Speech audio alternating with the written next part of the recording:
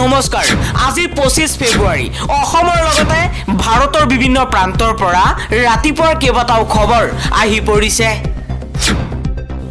এই মুহূৰ্তত জনাই আছো এটা ব্ৰেকিং নিউজ এতিয়াৰ পৰা জদে মদে কিনিব নোৱাৰিব মাটি অসমত মাটি কিনা বেচাত আহি গল নতুন নিয়ম মাটিবাৰী ক্ৰয় বিক্ৰয়ক লৈ ডাঙৰ মন্তব্য কৰিছে অসমৰ মুখ্যমন্ত্ৰী হিমন্ত বিশ্ব শৰ্মাই অসমৰ নিৰ্বাচিত ৰেভিনিউ ব্লকত 1951 আগত অহা লোকেহে মাটি কিনা বেচা কৰিব পাৰিব ইফালে শীঘ্ৰেই অসমৰ চৰ অঞ্চলৰ ভূমিত হ'ব সাৰ্ভে চাহ শ্ৰমিকৰ বাবে ভাল খবৰ ম্যাদী পট্টাৰ পৰা চাকৰিলৈকে প্ৰধানমন্ত্ৰীৰ সন্মুখত মুখ্যমন্ত্ৰী হিমন্ত বিশ্ব শৰ্মাৰ কেইবাটাও প্ৰতিশ্ৰুতি দিয়া হ'ব ভূমি পট্টা চৰকাৰী চাকৰিৰ ক্ষেত্ৰত সংৰক্ষণ 3% আহত মহিলাৰ বাবে বিশেষ ঘোষণা কৰিছে হিমন্ত বিশ্ব শৰ্মাই দেশৰ প্ৰধানমন্ত্ৰীৰ সন্মুখত হিমন্ত বিশ্ব শৰ্মাই জুমিৰ বিনন্দিয়া নৃত্যৰ সন্মুখতেই এই প্ৰতিশ্ৰুতি হিমন্ত বিশ্ব শৰ্মাৰ চাহ জনগোষ্ঠীৰ যুৱক যুৱতীসকলৰ বাবে চৰকাৰী চাকৰিৰ ক্ষেত্ৰত 3% আসন সংৰক্ষণ কৰিব অসম চৰকাৰে বাগিচাৰ গৰ্ভৱতী মহিলাক প্ৰদান কৰা হ'ব 15,000 কোটি টকা বিজেপি চৰকাৰৰ বিৰুদ্ধে সৰব হৈ পৰিছে কংগ্ৰেছে কৈছে ভুৱা প্ৰতিশ্ৰুতিৰ সদাগৰ প্ৰতাৰক মোদীলৈ প্ৰশ্ন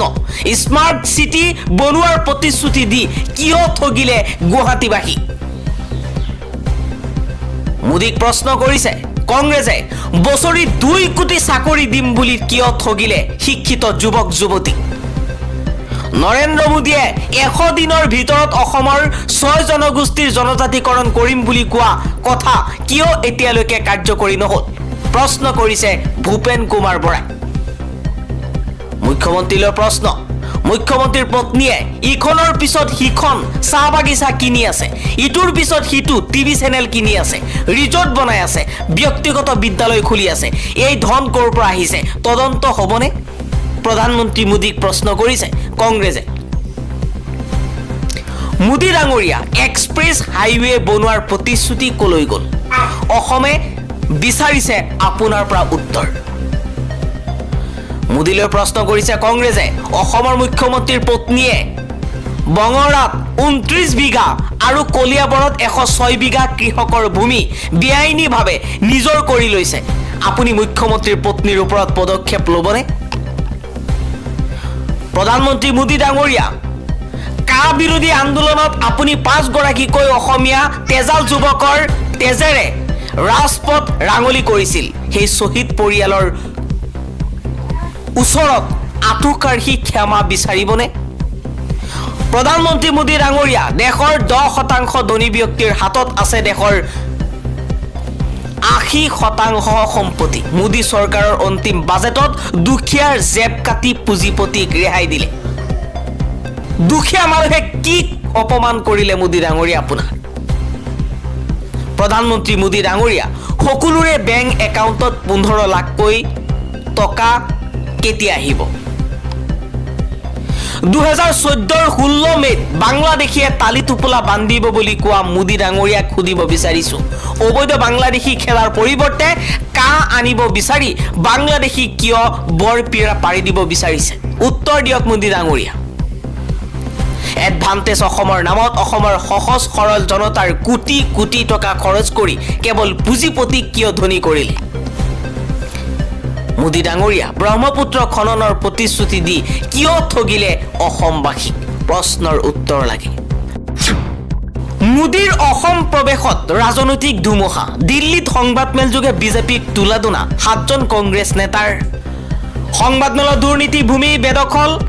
উগ্ৰপন্থীৰ সৈতে গোপন বুজাবুজিকে ধৰি একাধিক বিষয়ত হিমন্ত বিশ্ব শৰ্মা চৰকাৰক তীব্ৰ সমালোচনা কৰিছে বিৰোধী দলটোৱে দিল্লীত সংবাদমেল সম্বোধন কৰি দেশ তথা ৰাজ্যৰ বিৰোধী দলটোৱে মণিপুৰত ৰাষ্ট্ৰপতিৰ শাসন জাপি দিয়াৰ পাছত অসমৰ জংগল ৰাজৰ বিৰুদ্ধে মোদীয়ে কিবা ব্যৱস্থা ল'ব নেকি বুলিও প্ৰশ্ন উত্থাপন কৰে উল্লেখ্য যে বিজেপিয়ে অসমক বিনিয়োগ অনুকূল ৰাজ্য হিচাপে চিত্ৰিত কৰিবলৈ চেষ্টা চলাই থকাৰ লগতে ৰাষ্ট্ৰীয় আৰু আন্তঃৰাষ্ট্ৰীয় ব্যৱসায়ীসকলক আকৰ্ষণ কৰিবলৈ চেষ্টা কৰি থকাৰ সময়তে অভিযোগৰ জোৱাৰ তুলিছে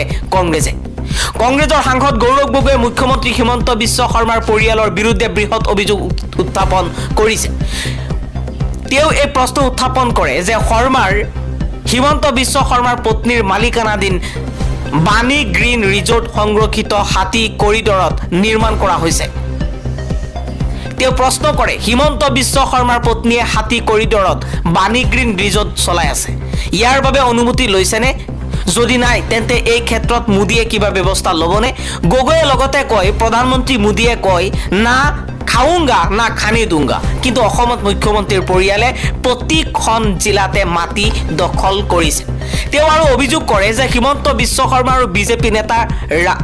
ৰাম মাধৱে মণিপুৰ উগ্ৰপন্থীৰ সহযোগত নিজৰ ৰাজনৈতিক আৰু ব্যৱসায়িক স্বাৰ্থ পূৰণৰ চেষ্টা চলাইছে। যোৰহাটৰ সাংসদগৰাকীয়ে লগতে কয় মুখ্যমন্ত্ৰী আৰু ৰাম মাধৱৰ বিৰুদ্ধে এই অভিযোগ সত্য বুলি প্ৰমাণিত হ'লে বিশেষকৈ মণিপুৰৰ উত্তেজনাপূৰ্ণ পৰিস্থিতি আৰু নিৰাপত্তাজনিত সমস্যাৰ পৰিপ্ৰেক্ষিতত ইয়াৰ গুৰুতৰ পৰিণতি হ'ব পাৰে। ইফালে সংবাদমেলত কংগ্ৰেছৰ অসম প্ৰভাৰী জিতেন্দ্ৰ সিঙে হিমন্ত বিশ্ব শৰ্মাৰ বিৰুদ্ধে ৰাজনৈতিক ক্ষমতাৰ অপব্যৱহাৰ কৰি বিশাল ধন সম্পত্তি গোটোৱাৰ অভিযোগ উত্থাপন কৰি হিমন্তক ৰাজনৈতিক নেতাৰ পৰা ব্যৱসায়িক মোগললৈ সলনি হোৱাৰ অভিযোগ উত্থাপন কৰে। তেওঁ কয় অসমৰ মুখ্যমন্ত্ৰীগৰাকীৰ মাজুলী, কামৰূপ, গুৱাহাটী, নগাঁও, গোলাঘাটত চাহ বাগিচা, নিউজ পৰ্টেল, আন্তঃৰাষ্ট্ৰীয় বিদ্যালয়,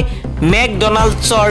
বিপণী আৰু বিপুল পৰিমাণৰ মাটি আছে। ইমান ধন সম্পত্তি কেনেকৈ অৰ্জন কৰিলে হিমন্তই? নৰেন্দ্ৰ মোদীয়ে হিমন্ত বিশ্ব শৰ্মাক কিমান যাদু কৰি লাঠি দিলেনে যে তেওঁ ৰাতিটোৰ ভিতৰতে ব্যৱসায়িক মোগল হৈ পৰিল?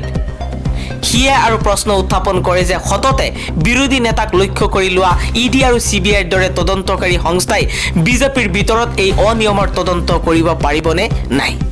সংবাদমেলত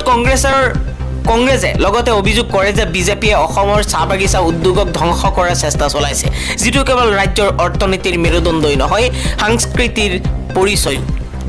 দলটোৰ অভিযোগ যে চাহ বাগিচাৰ মালিকসকলে নিজৰ বাগিচা বিক্ৰী কৰিবলৈ বাধ্য হোৱাৰ ফলত অসমৰ চাহ উদ্যোগ কেইজনমান ৰাজনৈতিক প্ৰভাৱশালী ব্যক্তিৰ হাতত কেন্দ্ৰীভূত হৈ পৰিছে। কংগ্ৰেছে দাবী কৰিছে অসমৰ চাহ বাগিচাৰ মালিকক ভাবুকি দিয়া হৈছে, বাগিচা বিক্ৰী কৰিবলৈ বাধ্য কৰোৱা হৈছে। ডাঙৰ ডাঙৰ কোম্পানীয়ে অসম এৰি গৈছে আৰু মুখ্যমন্ত্ৰীৰ সহযোগীসকলে এতিয়া চাহ বাগিচাসমূহ নিজৰ দখললৈ লৈছে। আনহাতে বিৰোধী দলটোৱে প্ৰধানমন্ত্ৰী মোদীক 2014 চনৰ নিৰ্বাচনী প্ৰতিশ্ৰুতিৰ কথা মনত পেলাই দি কয় যে তেওঁৰ অসমৰ 11 লাখ চাহ শ্ৰমিকৰ দৈনিক মজুৰি 351 টকালৈ বৃদ্ধি কৰাৰ প্ৰতিশ্ৰুতি দিছিল, কিন্তু বৰ্তমান মজুৰি 220ৰ পৰা 250 টকাৰ ভিতৰত লাভ কৰি আছে এই চাহ শ্ৰমিকসকলে। কংগ্ৰেছৰ প্ৰশ্ন, মোদীয়ে নিজৰ কথা পালন কৰাত কিয় ব্যৰ্থ হ'ল? দিল্লীত ভূপেন বৰা সৰব হৈ পৰিছে বিজেপিৰ বিৰুদ্ধে। ভূপেন বৰাই কৈছে কংগ্ৰেছৰ সাংসদ ৰকিবুল হুছেইনক দিনৰ পোহৰত আক্ৰমণ কৰা হৈছিল যদিও এতিয়ালৈকে কাকো গ্ৰেপ্তাৰ কৰা হোৱা নাই। ইয়াৰ পৰা আইন প্ৰয়োগকাৰী সংস্থাসমূহৰ নিষ্ক্ৰিয়তা প্ৰকাশ পাইছে। বৰাই আৰু দাবী কৰে যে যোৱা 3 বছৰত অসমত 1600 চৰকাৰী বিদ্যালয় বন্ধ হৈ গৈছে, কিন্তু সুৰাৰ দোকানৰ সংখ্যা বৃদ্ধি পাইছে। অসমত এতিয়া দেশৰ ভিতৰতে সৰ্বাধিক সুৰাৰ দোকান আছে। ইফালে হিমন্ত বিশ্ব শৰ্মা চৰকাৰে প্ৰতিমাহে 2000 কোটি টকা ঋণ লৈ আছে বুলি দাবী কৰি এই ধন ক'ত ব্যৱহাৰ কৰা হৈছে বুলিও প্ৰশ্ন কৰে কংগ্ৰেছ নেতৃত্বই। হিমন্ত বিশ্ব শৰ্মা চৰকাৰে লোৱা ঋণৰ ধন জনকল্যাণৰ বিপৰীতে